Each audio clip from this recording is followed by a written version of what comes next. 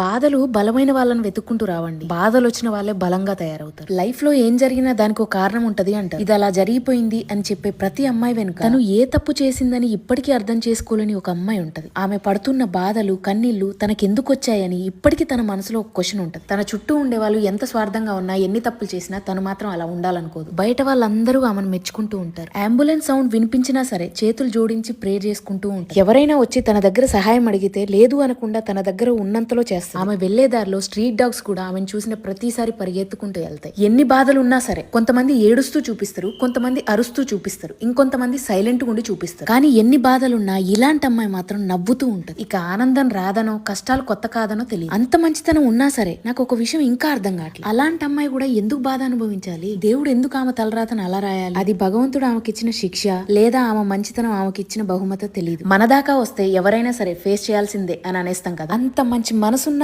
ఎన్నో బాధలు ఫేస్ చేస్తున్న అమ్మాయిలు మీకోసం 2026 లో మీరు హ్యాపీగా అడుగు పెట్టాలి. మీరు కోరుకున్నవన్నీ మీ లైఫ్ లో జరగాలని, బాధ ఏదైనా అవి ఫేస్ చేసే గట్స్ మీకు రావాలని మనస్ఫూర్తిగా కోరుకుంటున్నా.